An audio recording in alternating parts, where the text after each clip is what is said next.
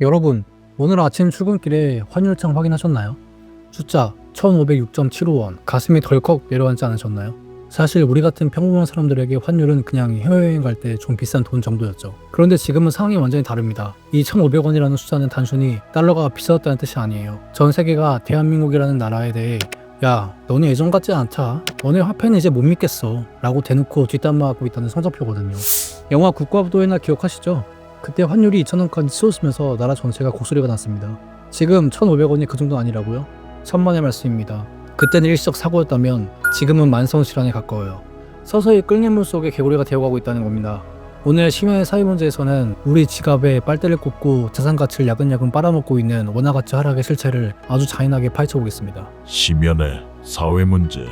먼저 상황 파악부터 빠르게 가시죠. 왜 하필 지금 1,500원일까요? 지금 가장 큰 원인은 미국과 한국의 금리 역전입니다. 현재 미국 기준금리는 3.75%, 우리 한국은 경기 침체 막아보겠다고 2.5%까지 낮춰놓은 상태입니다. 금리 차이가 1.25%나 벌어졌어요. 여러분이 외국인 투자자라면 이자 2.5% 주는 한국 원화와 세계 최강대국이면서도 이자 3.75%나 주는 미국 달러 중에 뭘 들고 계시겠어요? 초딩도 답이 나오죠. 돈은 이자에 따라 움직입니다. 한국에서 돈이 쓸모처럼 빠져나가니까 원화 가치가 종이장처럼 되는 것입니다. 여기에 기름을 부은 게 중동 이란 사태입니다. 전쟁 위기가 고조되면 사람들은 본능적으로 안 좋은 자산을 찾아요. 그게 바로 달러입니다. 전 세계가 달러를 사재기 하니까 달러는 금값이 되고 우리 원화는 찬밥 신세가 된 거죠. 아니 그래도 우리나라 외환 보유액 많다면서요. 네, 4천억 달러도 조금 넘게 했습니다. 하지만 시장의 거대한 파도를 막기엔 역부족이에요. 댐이 아무리 튼튼해도 비가 미친듯이 오면 넘칠 수밖에 없는 것과 같습니다. 지금 외환 당국은 지켜보고 있다라고 말만 하지만 사실 속으로는 타들어가고 있을 것입니다. 자, 이게 여러분의 삶과 어떻게 연결되느냐? 여기서부터 진짜 심연입니다. 우리나라는 자원 빈국입니다. 에너지의 90% 이상, 곡물의 80% 이상을 수입하죠. 기름, 천연가스, 밀가루, 소고기 전부 달러로 사옵니다. 1,200원 할 때 1달러치 사오면 1,200원만 내면 되는데 이제는 1,500원을 내야 돼요. 안전서 재료비가 25%나 오른 것입니다. 이게 주유소 기름값에 붙고 전기료에 붙고 결국 여러분이 오늘 점심에 드신 제육볶음 가격에 붙습니다. 사장님 왜 이렇게 비싸졌어요? 라고 물으면 사장님도 억울해합니다. 본인도 비싸게 때우니까요. 정부가 발표하는 공식 물가 상승률은 2에서 3%지만 우리가 체감하는 환율 물가는 이미 10%를 훔쳐 넘었습니다. 월급은 쥐꼬리만큼 오르는데 환율이 내 구매력을 강제로 삭감하고 있는 거예요. 이건 합법적인 국가적 소매치기나 다름없습니다. 여러분의 만원짜리 지폐가 사실은 8천원짜리가 된 거니까요. 여기서 심연으로 한 단계 더 내려가겠습니다. 우리나라 반도체 수출 잘 돼서 무역수지 흑자라는데 왜 달러가 안 들어와요? 라고 묻는 분 계시죠? 아주 날카로운 질문입니다. 실제로 지난달 무역수지는 155억 달러 흑자를 기록하며 역대급 성적을 냈습니다. 그런데 문제는 번 달러가 한국으로 안 돌아옵니다. 대기업들이 달러를 벌면 그걸 국내로 들여와서 원화로 바꿔야 원화 가치가 오르거든요. 근데 기업들이 안 바꿉니다. 왜? 한국에 투자하는 것보다 해외 공장을 짓거나 미국 국채를 사거나 달러 예금에 넣어두는 게 훨씬 이득이니까요. 심지어 개인들도 서학개미가 되어 달러를 사서 엔비디아, 테슬라 주식을 삽니다. 돈은 벌어오는데 시장에 달러가 씨가 마른 상황. 이걸 전문용어로 경상수지와 환율의 디커플링이라고 합니다. 경제에 피는 도는데 정작 시장에는 피가 안 도는 아주 기괴한 동맥경화 상태인 거죠. 한국 경제가 외화벌이 기계로 전락하고 있는 건 아닌지 우려되는 대목입니다. 이 현상이 아주 처참하게 나타나는 곳이 바로 주식시장입니다. 외국인 투자자 입장에서는 한국 주식은 이제 고위험, 저수익 상품이 됐어요. 삼전이 주가가 5%가 올라도 그 사이 원화 가치가 5% 떨어지면 외국인 수익은 0원입니다. 오히려 환전 수수료 떼면 손해를 보기도 하죠. 환차손이 무서우니 외국인들은 한국 주식을 던지고 나갑니다. 외국인이 나가니까 주가는 더 빠지고 주가 방어하려고 해도 달러를 쓰면 환율은 더 불안해지는 죽음의 소용돌이에 갇힌 것입니다. 한국 기업들이 돈을 잘 벌어도 그 돈이 원화라는 이유로 저평가받는 코리아 디스카운트의 심연이 바로 여기 있습니다. 더 깊은 심연으로 들어가 볼까요?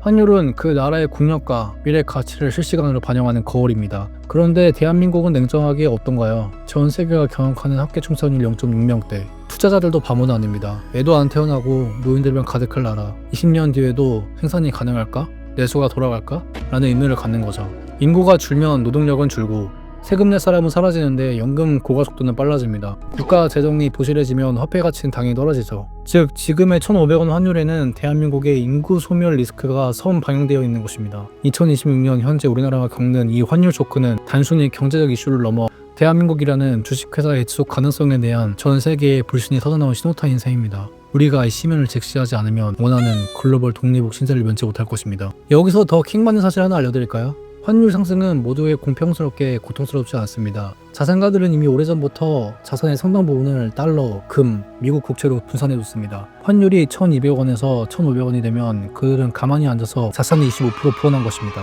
앉아서 돈을 버는 환차액의 달콤함을 누리는 것이죠. 반면 오로지 원화 월급에만 의존하고 성실하게 예적근무하는 서민들은 어떻게 될까요? 내 돈의 실제 구매력이 25% 증발하는 걸 눈뜨고 지켜봐야 합니다. 땀 흘려 번 돈의 가치가 환율이라는 보이지 않는 손에서 탈탈 털리고 있는 것입니다. 부자들은 더 부자가 되고 서민들은 더 가난해지는 통화 양극화. 자본주의의 심연이 환율이라는 도구를 통해 가장 잔인하게 작동하고 있는 것입니다. 이제는 열심히 일해서 저축하면 부자 된다는 말이 사기처럼 들리는 이유가 여기 있습니다. 어떤 화폐로 내 자산을 지키느냐가 이제 계급을 결정하는 시대가 된 거죠. 정부는 왜 가만히 있냐고요? 정부도 밑을 노르실 것입니다. 환율을 잡으려고 금리를 미국보다 높게 확 올리자니 1900조 원에 달하는 가계부채가 터져버릴까 무섭거든요. 금리 올리면 대출이자 못 이겨서 파산하는 가정 속출하고 영끌족들은 곡소리 날 텐데 정부가 쉽게 결정할 수 있겠습니까? 그렇다고 가만히 두자니 환율은 치솟고 물가는 미쳐 날뛰죠. 진퇴양난. 그야말로 외통수에 걸린 것입니다. 한국은행 총재가 밤잠 설치는 이유가 여기 있습니다. 환율은 경제의 최후계 같은 건데 지금 한국 경제는 고열에 시달리고 있습니다. 해열제를 쓰자니 부작용이 크고 안 쓰자니 뇌가 녹을 판이죠. 이 딜레마를 해결할 수 있는 묘수가 보이지 않는다는 게 지금 우리 경제의 가장 깊은 심연입니다. 잠시 다른 나라 이야기를 해보죠. 역사적으로 통화가치 방어에 실패한 나라들의 끝은 비참했습니다. 아르헨티나, 튀르키, 한때 잘 나가던 국가들이 환율 관리에 실패하고 초인플레이션을 겪으며 중산층이 완전히 붕괴됐습니다. 물론 한국은 이들 나라와는 체급이 다릅니다. 제조업 강국이고 외화 보유액도 있죠. 하지만 안심할 때가 아닙니다. 일본의 엔화 가치 하락, 엔저 상황도 우리에겐 공포입니다. 일본이 수출 경쟁력을 확보하려고 엔화를 던져버리면 우리 수출 기업들은 더 힘들어지거든요. 주변 화폐 전쟁 속에서 원화만 고립되고 있는 이 상황, 결코 만만하게 볼 일이 아닙니다. 우리가 선진국이라는 환상에 빠져있는 사이 원화는 서서히 신흥국 화폐 수준으로 격화되고 있는지 모릅니다.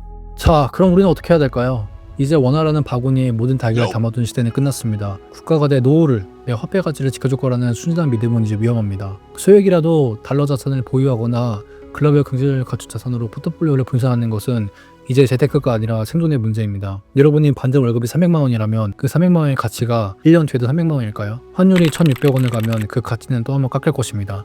이제는 경제적 운명에서 벗어나야 합니다. 환율의 흐름을 읽고 내 자산이 어디에 머물러야 안전한지 끊임없이 고민해야 합니다.